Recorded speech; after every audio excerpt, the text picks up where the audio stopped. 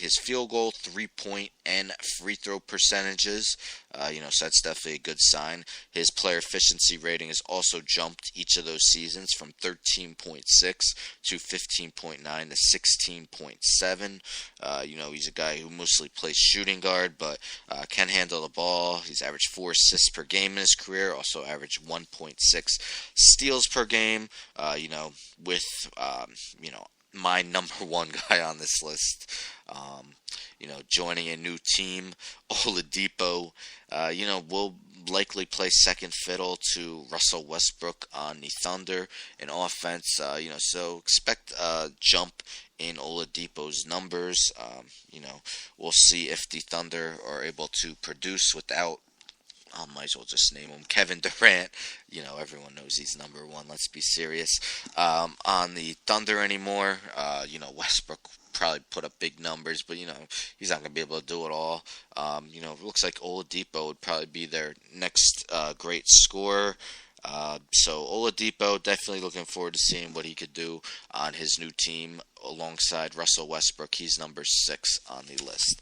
Number 5 on the list, he's a guy who is replacing a legend, of course, Tim Duncan, retiring after this past season. Spent his entire career with the Spurs. Pau Gasol taking his place in the lineup as he signed a 2-year, $30 million contract. Tim Duncan, long seen as an ageless player. Pau Gasol, maybe not quite to his extent, but he's still producing well. He's going on to his 18th season. He's 36 years old. He spent his last 2 seasons with the Bulls. In those seasons, he averaged 17.6 points, 11.4 rebounds, 3.4 assists, and 2 blocks per game. So, on a ball movement team like the Spurs, Pau Gasol fit in as he is one of the best passing big men. He's a 6-time All-Star, should reach the 20,000 career point mark after the year, 19,209 career points. How well Pau Gasol replaces Tim Duncan will go a large way. If the Spurs can replicate the success they've had throughout Tim Duncan's run, in the middle with the San Antonio Spurs, and, if they could challenge the Golden State Warriors this year. So, number 5 on the list is Pau Gasol. Number 4 on the list, Al Horford, signing a 4-year, $113 million contract with the Boston Celtics. Long seen as a team that, is a player away from being able to compete. Have a great coach in Brad Stevens. Isaiah Thomas definitely stepped up his game last year. Also have a great defensive team, with Avery Bradley, Marcus Smart, Jay Crowder, guys like that. Al Horford, of course, spent the first 9 seasons of his career with the Atlanta Hawks, made 4 All-Star games in his career, shot 53.5%, 14.3 points per game, 8.9 rebounds, and 1.2 blocks. He's had at least a 19 player efficiency rating each of the last 7 seasons. Expanded his game to the 3-point line last year, 3.1 attempts per game, shot 34.4% from downtown. Al Horford, again, looks like a guy who will fit the Celtics well. Played a few guys at center last year, including Jared Sullinger and Kelly Olynyk and Tyler Zeller. Horford will now be that main guy in the middle for the Celtics. Haven't been able to get out of the first round each of the last 2 years, but a lot of people currently see them as maybe being the biggest threat after they signed Horford to having a chance to beat the Cleveland Cavaliers. Two straight Eastern Conference championships, last season's NBA champion. Last season was the Raptors making the Eastern Conference Championship. This year could be the Boston Celtics if things go right. And Al Horford, definitely a good signing by the Celtics. 4 years, $113 million. He's number 4 on the list. Number 3 on the list is Dwayne Wade. 2 years, $47 million to sign with the Chicago Bulls. It's definitely going to be a surprise seeing him in a uniform other than Miami Heat after his lengthy career with the Heat. 13 seasons, 12 All-Star games, 3 NBA championships, 20,221 career points, 855 games, regular season games, not to mention a lot of playoff games. He is now joining his hometown team of the Chicago Bulls. This is a guy who has dealt with, some injuries over the past few seasons. He is turning 35 years old in January, but he did appear in 74 games last season. That's the most since the 2010-11 season. Shot a career low 45.6% from the field. It's still pretty good for a shooting guard. We'll see now that he's lost a little bit of explosiveness. He's yet to really expand his game to beyond the three-point line.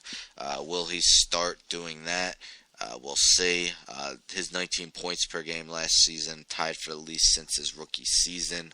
But it will be interesting seeing Dwayne Wade in a uniform other than Miami. He's number 3 on the list. Number 2 is a former MVP, that being Derrick Rose, traded from the Chicago Bulls along with Justin Holiday and a 2017 second-round pick to the New York Knicks for Robin Lopez, Jerian Grant, and Jose Calderon. Rose, the first overall pick by the Chicago Bulls in the 2008 season, won Rookie of the Year in the 08-09 season. In his third season of 2010-11, was the NBA's MVP. Things were just going absolutely great for Derrick Rose. Well, in 5 seasons since that MVP year, he's only played in 166 games. Major knee injuries, missed the entire 2012-13 season. Did appear in 66 games last year. His most since that MVP season. Averaged 18.5 points per game and 5.3 assists in 31.8 minutes per game. So was productive. Didn't quite look as explosive as he has been in the past. Had some rough shooting nights, but it will now be his second season, since really having a major injury. The Knicks definitely need him to stay healthy. Another guy I probably should have put honorable mention was Brandon Jennings, who is now the backup point guard in New York. Definitely a good move by the Knicks to sign, a more than capable backup point guard, longtime starter in the NBA, and Brandon Jennings, in case Derrick Rose's body does begin to break down. But I've just watching a little bit of their opener preseason game. Derrick Rose was exploding to the hoop, penetrating to the hoop. Some of the shots he wasn't able to finish, but once he gets his feet under him, he'll be finishing those shots. Of course, is currently in trial. Knicks fans, including myself, hopeful that ends, peacefully and soon. As he's missing preseason games, missed yesterday, likely to miss tomorrow. We need him to get used to his new teammates. But definitely will be interesting to see how he produces in the limelight of New York City. Derrick Rose, number 2.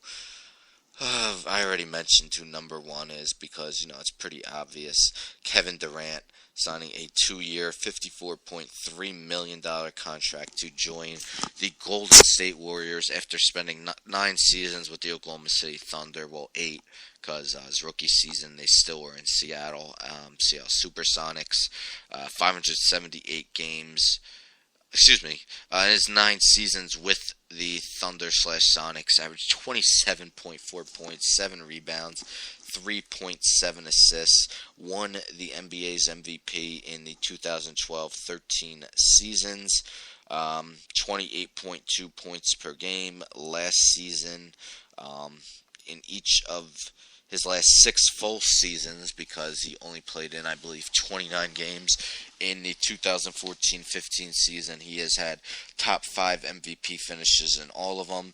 As I mentioned, winning the MVP in 2012-13, finished second 3 times, and finished fifth twice. He shot over 50% from the field in each of his last 4 seasons, and that's despite averaging 5.4 3-point attempts a game. During that time, Kevin Durant, easily one of the best players in the league, joining forces, with a team that just broke the record for most wins in the regular season, 73-9. Two-time reigning MVP Steph Curry, 2-time runner-up for Defensive Player of the Year Draymond Green, other splash brother Klay Thompson, to join that team. Will, the Warriors break all sorts of records this year?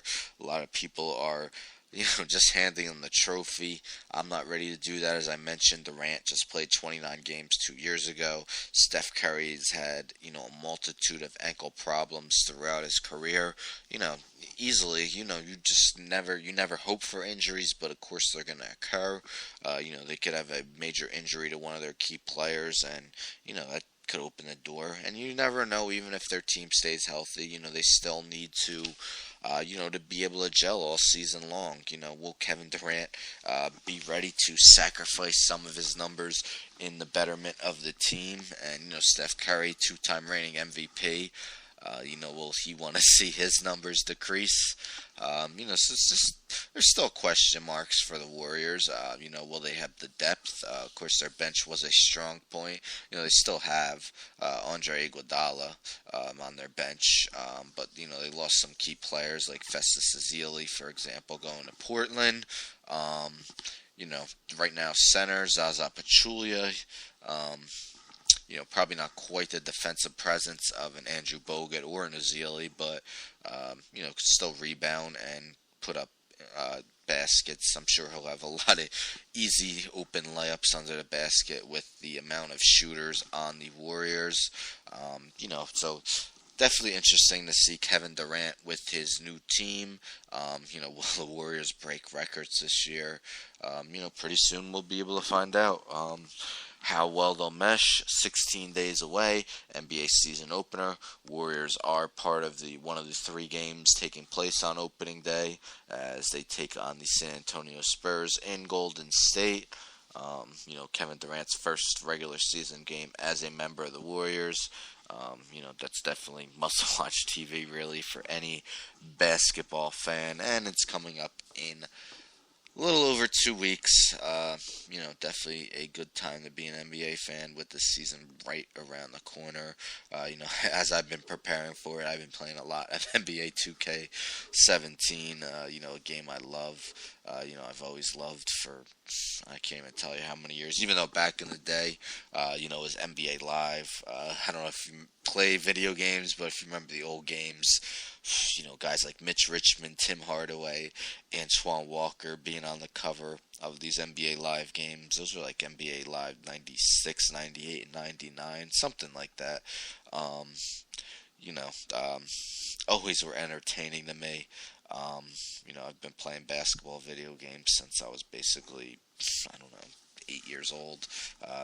Bringing it all the way back to Tecmo NBA basketball for the NES. Fun game, even though basically you could nearly dunk every possession. But one of the first games, along with Tecmo Super Bowl, to really feature real players in their, respective sport. So a game I'll always remember. That will about do it for episode number 83. I hope you enjoyed it very much. Of course, we still have a lot of football going. Falcons actually 13-3 at the half. As a Giants fan, I got them. Get to watch them in Green Bay tonight against the Green Bay Packers. To be honest, I'm not feeling very confident about it. We'll see what happens. These last two losses, though, have been very disappointing. Should have beat the Redskins, and they just got destroyed by the Vikings, who have been, looking like world beaters through 5 games, though. So, but, not a lot of faith in Lambeau. But we'll see. If the Giants win, the whole NFC East is over 500. It's pretty surprising. So, until next show, goodbye, everyone.